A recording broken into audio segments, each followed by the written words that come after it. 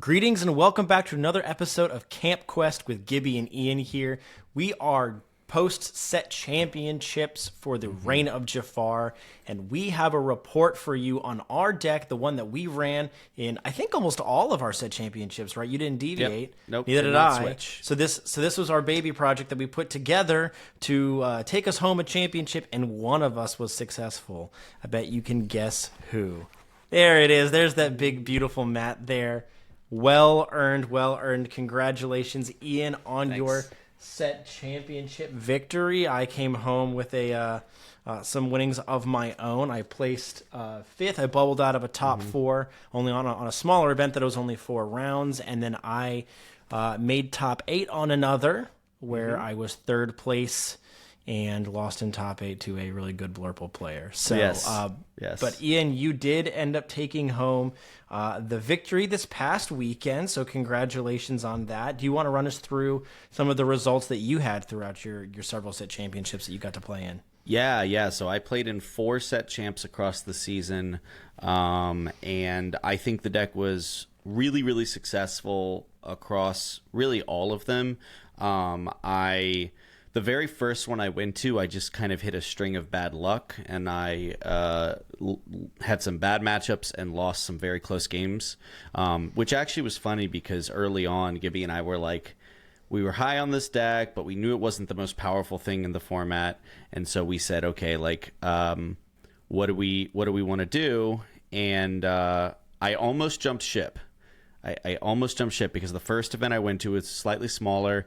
It was like 14 people, and I went 2-2. And then after that, I went to 3 more, and I made top cut in all of them. And then, of course, this last one being able to bring home the win. So if you're wondering what we played... I was going to say, I don't think I ever announced what deck it was, so they're probably keeping people on the edge of their seat. That's right. If you're wondering what we played... I will go ahead and share my screen now. We played Emerald Amethyst. So this was my list from the win on Saturday. I went undefeated. In matches. I did lose games here and there, but I swept through Swiss undefeated and then got to top cut and won out there as well. So we can talk a little bit more about like my run and specifically what happened there. But I do kind of want to go back to the origin of this, Gibby, because I actually credit you with us playing this deck. One might think if you followed the channel that this was my idea. It was not. I did play Emerald Amethyst last set, but this is very different than what I played last set. And what I played last set, I wasn't even really that high on then, much less now. Like, I really liked the deck, but I think it was a metagame call that worked out for me more so than like a deck that I had been training super hard on. Meanwhile, this set... my life was just completely chaotic, and I wasn't getting to play as much. So I messaged Gibby like 2 weeks before set champ starts, and I'm like, "What are you playing? What should I play? What are we doing? What are we doing? Just help. Right. I need some direction. What has been working for you, and what should we start working on?" And Gibby, you can kind of go through your thought process, but you and I had both had a similar takeaway from watching Worlds, which was we really liked Ed's lineup. We liked his decks, especially his Emerald Amethyst deck. That's right. So, yeah, I kind of feel like you're caddy at this point, like as a professional golfer, because it seems to be that I'm the advice giver. That I would assume that most caddies are also pretty good golfers themselves. I don't know, you're the golf guy. but they're attempting to give the best advice to the most useful hands that can actually make the magic happen. So I feel like you're caddy in a lot of ways for our Lorcana team. But yeah, this is the second set in the most recent 2 or 3 seasons where I have turned you onto a deck leading up to set championships that led to a win. Yeah. But yeah, this is the way this kind of transpired is, you came to me a couple weeks ahead of time, and I had been heavy in testing trying to figure out what the heck I was going to play for set championships. And I had been really on the Amethyst Steel mid-range kind of aspect there of those decks. They had been performing pretty well, and I do still think it was a relatively decent call for it's also your baby. Like Amethyst Steel, since the game has come out, has been your favorite. All the way since set 2. But it was performing relatively well, but it just didn't feel good enough. I mean, Ian and I have talked about in a lot of ways that the deck that we like to pick for set championships, there is no perfect deck, and I think that needs to be said. Yeah. When you're evaluating what to bring to set championships and give yourselves the best odds to take home a W, it is a combination of skill, but also a combination of luck. And we have both seen the good and the bad sides of that luck come in our favor and against us and bounce us out of tournaments or cost us a win. Absolutely. I mean, myself especially included this season. Yeah, I mean, for reference, everybody, I watched Ian at the tournament that I got 5th in. Ian is in the finals, and he is in the driver's seat, and he mulligans 6 or 7 cards away and bricks his hand and doesn't draw a single 1 or a 2 in this deck, and you can count how many of them there are. Yeah. The odds were in his favor to have pulled one of those, and he didn't. Anyway, we're leading up to set championships. We're trying to figure out what to play, and one of the biggest factors that we like to evaluate is matchup table. Now, there's never going to be a perfect deck that has a positive matchup table against every deck. Otherwise, that deck is broken, right? It's a tier 0 deck. And then, those shouldn't exist in the game. Hiram gets banned or Bucky gets nerfed. You know, like that's what results in nerfs and bans. through many prayers, that's right. That's what ends up happening. Those cards get banned because of a tier 0 deck. But what you can do is you can evaluate your local meta. You can evaluate what your strengths are as a player and say, do I think I would be a good pilot of this deck? And try to find a deck that you think has a positive matchup table against majority of the field. And then the last portion of that is just getting lucky to not run into the matchups that you aren't favored in, or make up the skill difference by being a better pilot than your opponent if they are in a favored matchup. So I was on Amethyst Steel. I was also looking at Amber Steel Aggro, which we had piloted to success in prior sets as well. But I came across this list from Worlds of Ed, and I said, this looks interesting. I felt that Amethyst was the strongest color in the game with the amount of mid-range evasive tools that they had. And we had always been looking for an opportunity to just play a deck that jammed the most amount of evasives possible and say, if you can't touch me because my cards are evasive, then I'm going to get free wins by default on the games that you don't find evasives if you aren't running any, or you don't find removal.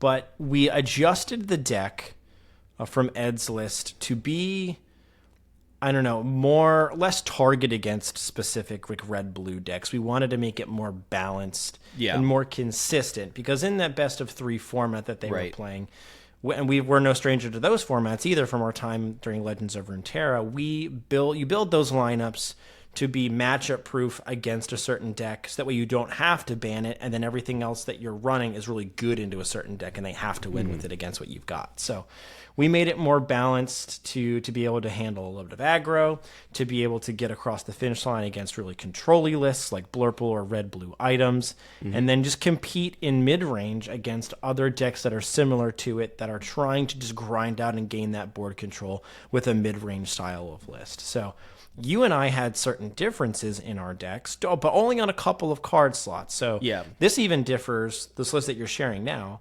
differs from the list that you ran in majority of your set championships throughout this season. So why don't you go ahead and walk us through what you were running before, what you ended up running, and kind of how you changed it, and what worked the best for you here. Yeah, I mean, I don't have Ed's deck 100% for memory here, so like I could be wrong. I know one of the most important changes that we both agreed on, though, was adding Gogo Tomago into the list in exchange for cutting the 2-drop Diablo. Both of us, the 2-drop Diablo, don't get me wrong, it is a fantastic card with Peter Pan. It has some really nice play there. It also gives you another shift target if you're super desperate, but we kind of felt that the ability to punish mistakes with Gogo, the ability to set up win cons and games that we somehow got behind on, was too good to let up. And so we made that, wholesale swap of Go-Go's for the Diablos. And I speak for both of us, and actually all of us, because I should throw out here now, this wasn't just you and me. This was you. This was me. We gave the list to my dad, who came and played a set champ and top 8'd with it. This was our friend Sean, who runs Unplugged Games Cafe in Richmond. He went and played in an event, and it was him that I played in the finals of the tournament that I won. Both of us swept through Swiss and sort of crushed the competition, then faced each other in the finals, which felt really cool. As well as we sort of halfway through the set champ season, we pulled in another local player, Matthew, who was running a similar list, and he kind of transitioned over to closer to our list, and he performed well, getting a top 8 as well. So our crew sort of grew as we played this list more and more and more, and other people were sort of taking it up, and we saw more of it throughout the season. But yeah, back to the list, and I won't bore you with the details. Everyone can probably see this is not wholly original. Other people were doing on the internet were doing similar things, but they were never super mainstream. So this Bird's Tempo, right? So it's you used to see Tempo but no Diablos. Well, we've fused them, right?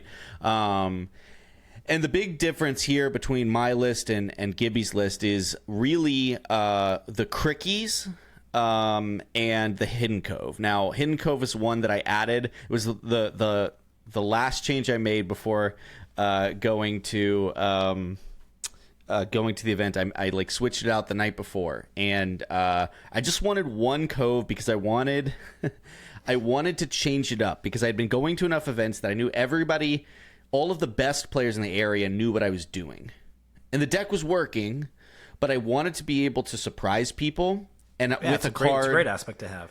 Right, and with a card that is inkable, with a card that can give you some ridiculous power spikes and key matchups, and it did just that. I would say that it probably won me 2 games by itself, at the event. So, but this is the list, and you can see that I've sort of, the Crickies have really given me a lot of leverage into the red-blue matchup, where they are really phenomenal at tearing down manners, which sometimes Sharks have to play. Sometimes they just have to hope and cross their fingers that they can stick a manor.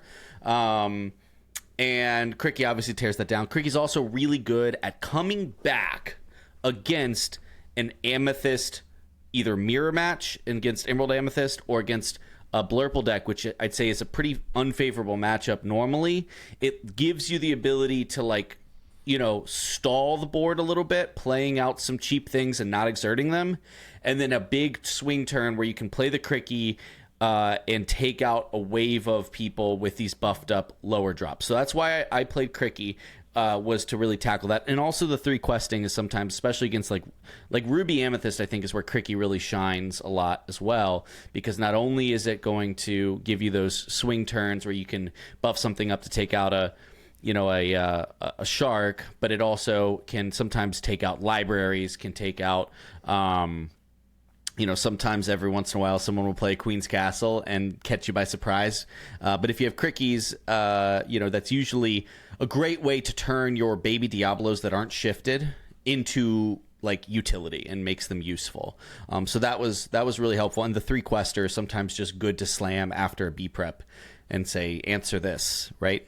So that was my list. Gibby took a different tack. So we determined that this list's best matchups were both red-blue items and sharks and Steel Song. Both of those were pretty strong matchups that assuming you're able to play your game plan and you don't brick or anything like that, you just feel very favored into. You can go wider than the number of singers that Steel Song can put out. You have the Ursulas. You can bounce and replay the Ursulas, rip their songs. We have the 2 big Ursulas in there, or at least I have the 2 big Ursulas in there, which allows you to turn off the songs. And so it was a really fantastic deck against that matchup. And then obviously against the red-blue decks. You have great spot removal for sharks. You can draw a ton of cards and kind of outdraw them, similar to how Ruby Amethyst tries to play against sharks, but you also have a lot faster pressure, and you have the ability to, like, if they try to remove your stuff with rush characters, you have Go-Go to punish it if they can't immediately clean the damage, or you can set up plays where you tap something down, run into it, play Go-Go to win. So, like, there's a lot of ways to find wins in that matchup. It's very favored, to the point where, you know, one of my friends in the area asked, hey, are you going to this event tomorrow, or are you going on Sunday? I'm a red-blue player. I'm not bringing the deck. I'm not going to go. I'm going to go to the one you're not going to. I mean, hey, fair. You know, because there was an event on Saturday and Sunday. So I'm like, all right. And then I won. He's like, congrats. I assume that means you're not coming on Sunday. And I'm like, you are correct. Good luck, like, buddy. yes. And he did end up going and winning. Oh, that's even better. Yeah. Great player. Really, really good red-blue player in Richmond area. But he knows what's up. And the Emerald Amethyst just has such a good matchup into it. And then items, you can just go so much faster. You draw too many cards. It feels very, very free.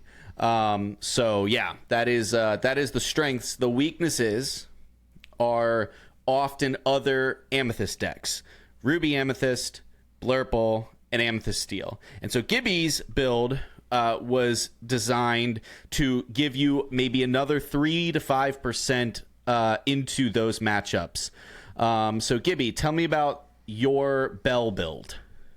My Bell build, Burbs Bell. Yeah, the core of the deck, as you can tell, is mostly the same.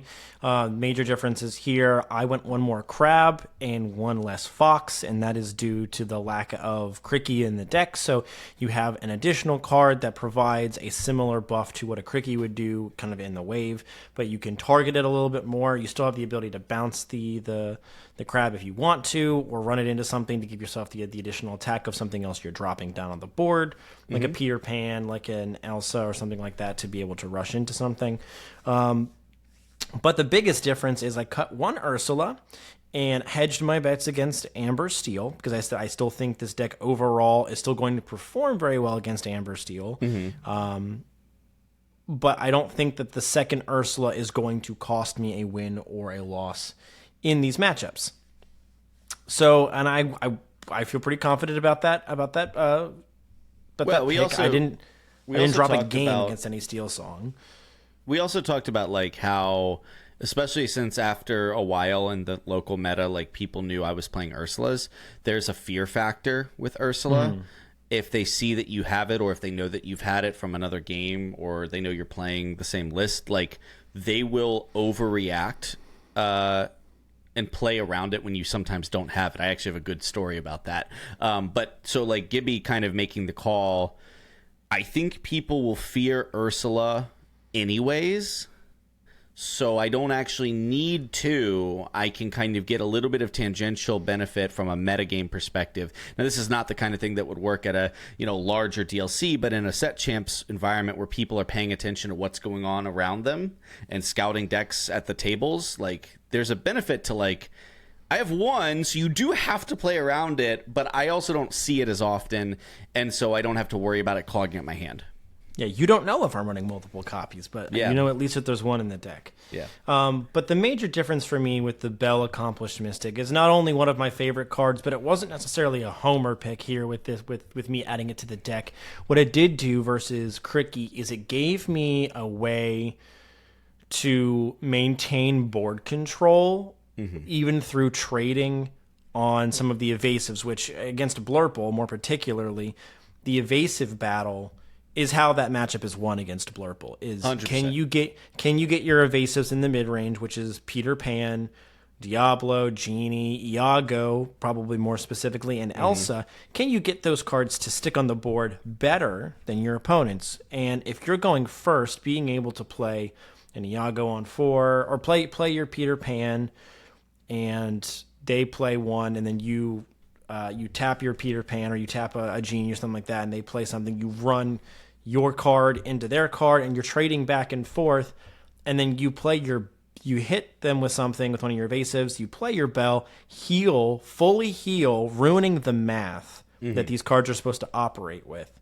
and taking out their unit is game breaking against those decks. It is kind of the tide turn of battle against these other mid-range Amethyst decks, where if you can get a Bell to stick and get the value off of it before your opponent can, odds are the tempo has swung enough where they have to come back over the course of 2 or 3 turns versus being able to answer immediately through some of the equal options that you both have in your hand, because they run a lot of the same mid-range package that we do. And then it starts forcing them to burn some of their more expensive removal options like a Hades or other cards, just to try to keep up with your board, or else you run away with it and you keep establishing threats. Yeah. So Bell was really important for me, and I can say it won me. I think I was about 50% over the course of my weekend of my two set championships. I was about 50% win rate against Blurple, which is better than we give it credit for. Thinking that it's a negative matchup. It's definitely a negative matchup. I would go so far as to say it might even be like 60-40 not in our favor.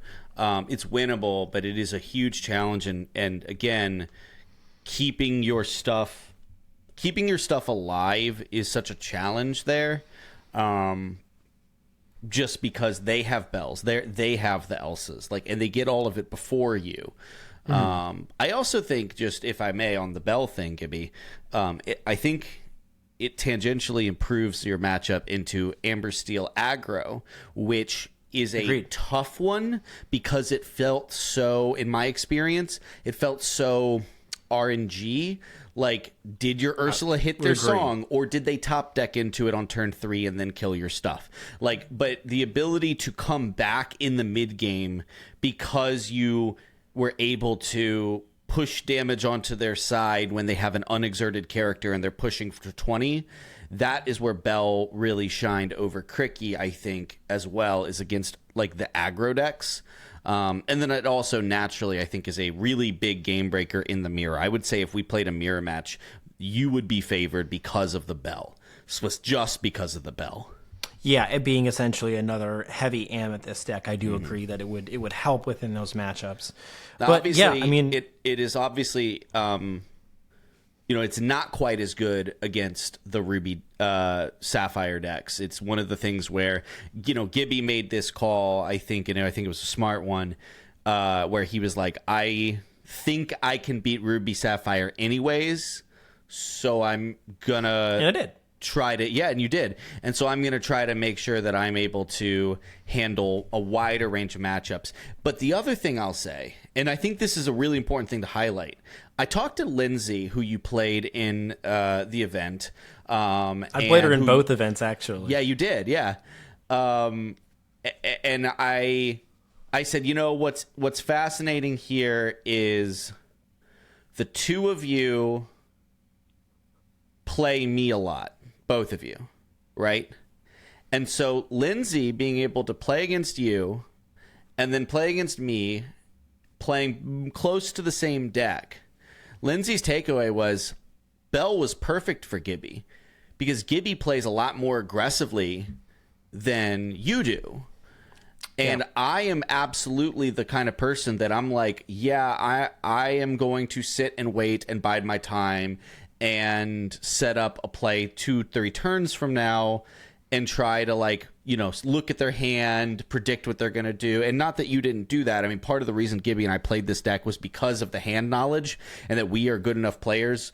We like to think. We like to think we're good enough players that we can actually leverage that into a massive advantage. But just play style preference. I have always been more of a slow paced, plot things out kind of a player. And Gibby's more of a true tempo player, wants to be putting questions force you out, to keep up and force you to have the opponent to have the answers. And so the differences between our lists, I think, reflect our preferences as players. And it was just really interesting to see that dynamic. And I think Lindsay had a great assessment of that. So both decks performed really well. I totally think that, I don't know if there's set champs one more weekend. I think technically you're allowed to run them next weekend. I know most people are done. Theoretically, if there is, these are decks that if you have time to put the practice in, and if you're willing to like if you're willing to actually pay attention when you look at your opponent's hand and take a mental catalog of what's there, then I think these decks could do very, very, very well for you. I think too, like, whichever variant you play, like, they do give you edges into different things, but ultimately, like, the core of the deck is what's really, really strong. The pull the lever, the wrong lever. The Brunos are really key because of their ability to deal with Maui half sharks.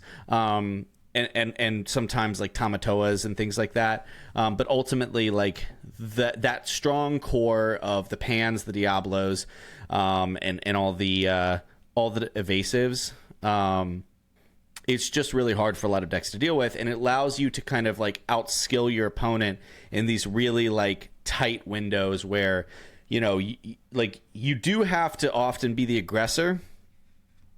But you don't have to do it right away. You can kind of like, you know, inch your way to 20, draw a bunch of cards, secure your hand state, force them to make awkward trades, and then punish them right back. And now they're back to square one with a bad board, and then you snowball some more. And you kind of have this, like, it was funny because I was playing against Ruby Amethyst, one of the best players in Richmond, and he and I have had this amazing back and forth, you know, Yugi Kaiba rivalry where each of us gets the upper hand in top cuts. And he was playing the Ruby Amethyst evasive, and Sean, who I ended up playing in the finals, was watching, and he just commented on the fact that like so much of what this deck does is it builds big boards and then cashes them in and gets the board small again, and then it builds the board back up and then it cashes it in. You know, and whether that's through questing and letting them trade in, or whether that's through building a board, annihilating their board, and then questing with what's left as you then try to rebuild. It's a very like, I don't know what the you know, ebb and flow kind of a deck. And so you can't play it like an aggro deck. Like, you just can't. It doesn't play that way. It truly is a you know, a mid-range tempo deck. And if you play it that way, and if you take the time to be thinking ahead on how can my opponent punish my, you know, evasive board here, or how can my opponent, or I'm looking at their hand and I know that they have a Be Prepared coming and I don't have an Ursula. What can I do to make it an unappealing board for them to be prepared? You know, what can I do to make it a bad play for them to use the Be Prep? So that's kind of how the deck functions. Gibby, any final thoughts? Because then we do have kind of a hopefully what you view as a treat, which is we're going to look at a set 9 Emerald Amethyst deck. Yeah, I would say if you are interested in trying to find efficient removal options that also bring you card draw, a very slept on 2 cards within this past set that we were able to use well because of our ability to utilize discarding Pull the Lever to shift out Diablo, and then utilize the strong removal ability of Wrong Lever in conjunction with Pull the Lever already being in our discard. Yeah. If you're looking for cards in the future sets or in current decks that are going to provide you really good removal, whether you take this shell or not, take a glance at Pull the Lever or take a glance at Wrong Lever. They were both very useful cards that I don't think a lot of our opponents really considered when playing out bigger units, until it was game 2 or game 3 and they were already in the hole because they had been beaten by Wrong Lever. Like, they would play a big Cindy. Like, I sent back in a Steel Song game. It was somebody trying to set up a whole new world. Yeah. And he played out a big shift Cindy and got greedy and played another card. And he was like, okay, I'm going to be able to do some damage with this big Cindy next turn. And I played Wrong Lever and sent it to the bottom of his deck. And he was like, all this hard work that I just put in trying to build this unbeatable tower is gone because of a 3-cost inkable card. Yeah, no, it is. So the removal is super efficient at dealing with big things. And then when it comes to little things, you just try to rush them down, tap them down with Elsa and stuff. I'll plus one that before we move over, which is that the fascinating thing about this deck is watching players try to adapt in games 2 and games 3 after you make a huge play. Sometimes it's the Wrong Lever, sometimes it's the go-go. I found a lot of people freaking out about Big Ursula. In fact, it's funny, I had played in my run for the playmat, I had played a Ruby Amethyst in Swiss, and I had played an Ursula on 2. I had played a Peter Pan on 3, which got like brawled, I think, and then I played an Iago on 4. And my opponent saw I have an Ursula and an Iago, and they're like, okay, I don't really need to worry about this. I'm gonna develop a genie here or something like that, and start drawing and whatever.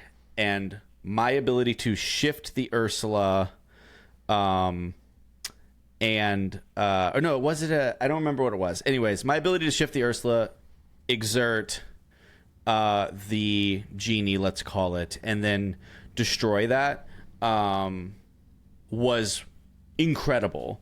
And it wasn't because I think in his mind he was like, I'm not worried about an Elsa because the Elsa's not threatening lore. He's like, and if they double into my, genie with, if they just tap down, the Iago hits it. He's like, they'll have no lore. I have a B prep. I'm gonna board wipe. Like, that's how I'm thinking about it.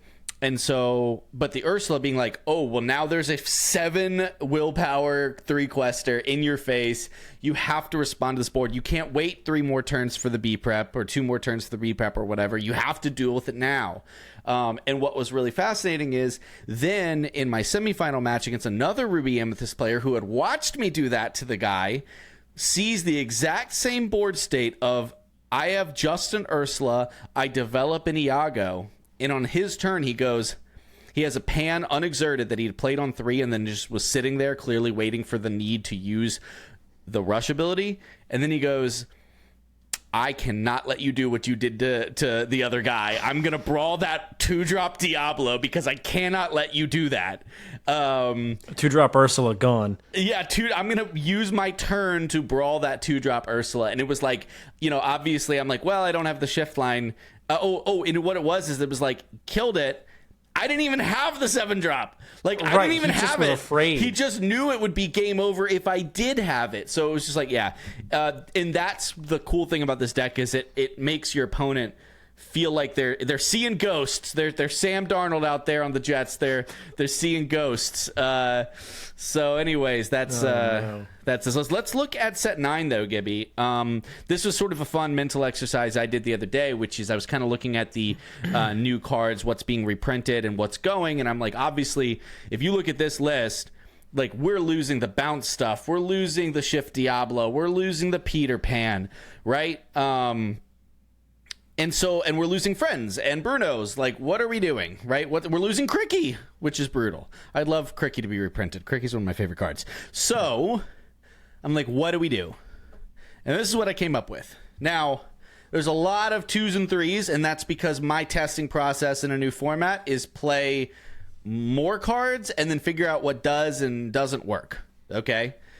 Now, I'm including this 2-drop Diablo for a reason, and I'll give you that in a moment here. But Gibby, the thing that you and I have talked about as really appealing for green purple in set 9, I think it's fair to say it's this genie, this new 4-drop genie, which I used my expert canvas skills to Photoshop onto a Dreamborn deck list. Wow, I'm so proud of you. It looks great. Yeah.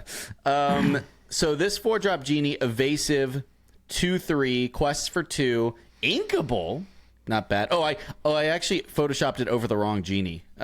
You'll have to pretend that this other purple genie is the good purple genie. I see. Yeah, that was my placeholder. So anyways, but 2/3, while it's exerted, your other characters get +2 attack. So, in theory, let's say you're up against aggro and you've got a Diablo down or a Go-Go down, and you play this genie on 4. On turn 5, you can challenge with it or quest with it, and then all of your other characters are going to have the strength to now take out daisies and whatnot. Even better, if you have the genie down on 4, and then the next turn you quest with it and play Elsa, and now your Elsa's rushing evasive that it can exert a character with 4 attack? Nuts! Seems crazy. So, Gibby, what do you think about this list? Anything stand out to you as particularly interesting? What I think is particularly interesting this list is the return of Mother Knows Best. Mm-hmm. this seems more like a lower curve to the ground. Play out your hand pretty quickly and either refill through Clarabelle, or then you just run a bunch of other characters in, like the one-drop Diablo, to start just to keep refilling your hand, or you're physically playing out Pull the Levers as a replacement copy of Friends. Yeah. But you've still got a good amount of removal. You're playing a sticky board that either forces them to come get you, or you've kind of got a pseudo Cricky because of the Genie. If you can just get it exerted and then you can run in with other things, either have Rush. I think the Genie is a really interesting card, especially with it being inkable. I think this deck is going to be super flexible in the uninkable count, which is probably one of the best parts about being able to run Mother Knows Best, because it's a really good removal tool that so many people sleep on. But the problem with the Emerald is that it's got so many uninkable options that you just can't ignore running, in the form of, like, for example, our deck, which had Diablo, but some others, if there was the discard version, was running Prince John, which is gone. Hopefully. Or Fingers other crossed. cards. Few more previews left. Or 4-cost Genie that everyone's running now for the card draw. You've got so many uninkable options that it kind of gets swept under the rug. But being able to add a couple copies of Mother Knows Best, which help you dump your hand, build their hand back, Clarabelle makes a lot of sense here. I think one of the biggest challenges that we're going to have from prior set to new set is because of the removal of Friends and the removal of Diablo, of Shift Diablo, Devoted Herald. I think we are going to... The biggest part is going to be, do we have the card draw? Yeah. And I expect overall the amount of card draw in decks to come down, with the exception of maybe some very item-focused red-blue decks. Or just Blurple. Blurple will have a lot of cards. Yeah, and maybe you end up running Finders Keepers in here if this ends up becoming more of like a mid-range deck, and maybe the lower curve spam out your aggro cards and then try to refill with Clarabelle. Game plan doesn't work. You could see a shift to maybe a more mid-range deck again, to then where you end up playing Finders Keepers. However, you just don't get to the higher ink counts as quickly as a Blurple deck does. But there are a lot of really great units in here that I could see easily making replacements to what the current deck looks like. What was fascinating when I was putting this together, and again, it will probably change by a few cards based on what other reprints we see. Obviously, if Friends gets reprinted, which I think it's possible it does, obviously Friends goes right back in here, right? But I think the thing that's really cool... Again, imagine this is the good draw Genie and not the bad draw Genie. But if this, between that and you have Diablos, of course, for card draw. But I also really like this Magicka Dispel to get a bounce effect back in the deck, right? It lets us, and you don't have to use it. You can just play it. It's not like a Mem where you have to, or it banishes itself, right? You can play it, bounce one of your, let's say, Go-Go's or Ursulas or things with powerful effects on play, and then draw a card. And so we've gotten, two of these, and with a 3/3 Quest for 2 evasive, like that's a solid stat for something that has some tangential benefit as well. So I really liked having the uninkable space to try to include that. This is only 8 uninkables. I think one of the cool cards that I'm really excited to like have a reason to play. So again, in my brain, the two things that I'm worried about post rotation. The first one is Blurple, because it did not lose a lot of cards. It definitely did not lose any of its really good top end cards. It's gonna be able to draw. It's gonna have a full grip the entire game after turn 4. Right? It's got the Finders Keepers. Now it's probably going to shift over to the Annas, which draw when it has Elsas in play. You still have the Hades. You still have all of those sort of signature cards that make the deck super good. And this is going to need to deal with that. And the way that you can do that, hopefully, is Clarabelle refilling your hand up to that. Same against like a Ruby Amethyst that's going to have the Finders Keepers, the Sharks, stuff like that. So that's what I'm worried about. That's where I think the Clarabelles are in my initial build. They could totally come and go depending on the meta. It's a very meta-specific card in a deck like this. But like honestly, like this feels really cool as a way to deal with Daisy Ducks, which I think is going to be the other side of the spectrum. And over here is all the card draw. Over here is the aggro with broken 1/4s that quest for 2. And so it's like, how are we dealing with that? Well, Royal Guard basically being a 2/2 on your turn, being a 2/2 to start. And imagine like you have to pull the lever on 3. You can buff it up to 4 and take out a Daisy. Or more likely, you play Yolana, give it a challenger +2. This is like a nice little crab replacement, right? So I think that will be really cool. And one thing I didn't say is I think part of the reason that Blurple and Ruby Amethyst are scary is because they're going to have access to Dumbo, which is going to be able to turn all of their evasives into card draw engines. We have answers for Dumbo, obviously, through Elsas and Bells and all of that stuff. We're also able to give, we're also able to like bounce it back with, Mother Knows Best, put it on the bottom with Wrong Lever, potentially. But there's a potential that Dumbo could go in this deck, I guess, right? Like, I didn't include it initially because I view Emerald Amethyst as the deck that doesn't always have tons and tons of ink to spare, right? But it's certainly possible that in a slower metagame, you're able to restructure this list to include Dumbo. So, yeah, really, really interesting stuff. Any final thoughts on this list, Gibby? And then we'll wrap up the video. No, I don't think so. I expect that because we aren't receiving a whole lot of cards from the new Fabled set, that you can probably start to get a good picture about decks that you are playing now. There's still a lot of value about evaluating decks that are out there right now that you like and seeing similar to this. How do I think that this specific deck, where prior we would have so much transfer and turnover from what gets played from set to set because of all the new stuff coming in, and the meta completely reforms and reshapes outside of usually a couple, like 1 or 2 decks. I advise to not give up on current set decks because I do think that majority of them will transfer over with the limited card pool that we are incoming seeing from the Fable set, and it's mostly being the reprints. So, well, especially Amethyst decks, which just have such a strong core of cards. Yeah, and a lot of the, I would say, Sapphire decks too that are not ramp, I think got back a lot of the good removal tools that they were looking for. So, yeah, I think there's going to be a lot to love about the new set, but we're going to see some reliability from one set to the other about the decks we expect to see. So if you've got questions about decks and you want to run it by us, feel free to do so in the Discord or leave us a comment down below in the YouTube channel on this video, or just send us a message on YouTube. And we would be happy to take a look at any decks or deck types that you're interested in for the next set. Well, yeah, I think that's going to do it for this video. Thank you all so much for watching. We are going to do some extra Fabled content as it gets closer.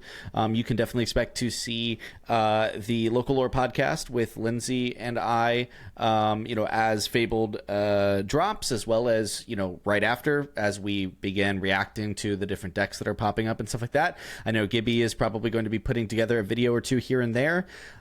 So stay tuned for more awesome Set 9 decks and discussion around the new archetypes and cards that are coming out in Fabled, and we will see you on the next one.